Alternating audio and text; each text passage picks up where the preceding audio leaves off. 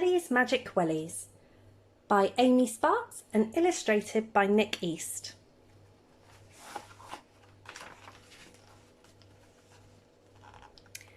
One miserable day, it rained and it poured.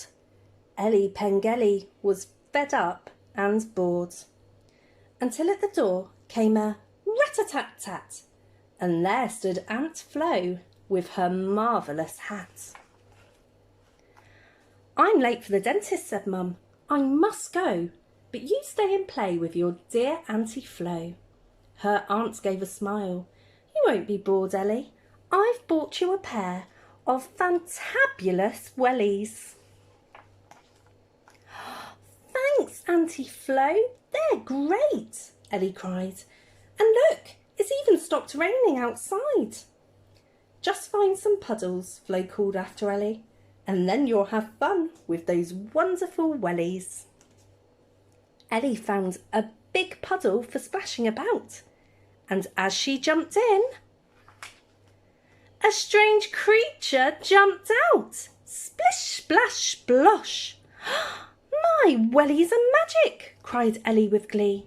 The creature bowed low as he said happily, "I'm a flippity-jibbity, hip hip hooray! I'm out of my puddle and ready to play. Let's wriggle, let's giggle, let's skip to the sky, play hippity-hopscotch and flap till we fly." "Let's zippity-zoom, that's just what I like," the flibbity said as he hopped on the bike. But after a while, Ellie ran out a puff. "I'm tired," she said. "Haven't you had enough?" "Nonsense and flip-flap," the flippity said. "No time for flop-flopping. Come, stand on your heads." A thought came to Ellie. "Let's go in and eat." The flippity clapped. "A splendidly treat." He darted inside, flinging open the door, and emptied the fridge out on Mum's kitchen floor. "Let's juggle with jam and jiggle with jelly. Let's guzzle and gobble," he giggled to Ellie. She looked at the floor. "We should tidy away." But Flibbity said, "Why? There's still time to play."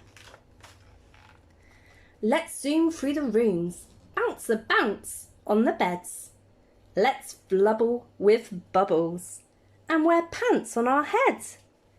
Then Auntie Flo called. That was Mum on the phone. She rang up to say that she's on her way home. "Home?" squeaked Ellie. "But look at this mess. Put down that lipstick and take off that dress. We've both turned the house upside down everywhere, and I'll be in trouble. That just isn't fair." The flibbity blushed. "From my tail to my paws, I'm mostly sorry for the trouble I've caused." Ellie couldn't stay cross as she watched her friend bow, but she needed a plan, and she needed it now. "I know," said Ellie. "Now listen to me. If we tidy together, how fast could we be?" The flibbity clapped. "We'll be quick as a flip, and tidy in half of a tickety-tick." The magical wellies made Ellie's feet zoom, and soon they had straightened up all of the rooms. They then ran to the garden and found Flibbity's puddle. "I'm glad you could play," Ellie gave him a cuddle. "So fabbity-funderful," her new friend said. "But now I am ready for snoozles in bed." They held hands and jumped with a fabulous splash. And Flibbity vanished as quick as a flash. Just then, Mum appeared with Aunt Flo at her side. "Nice wellies," said Mum. "Are you coming inside?" "Oh no," Ellie said. "I would much rather stay and play in our puddly garden all day."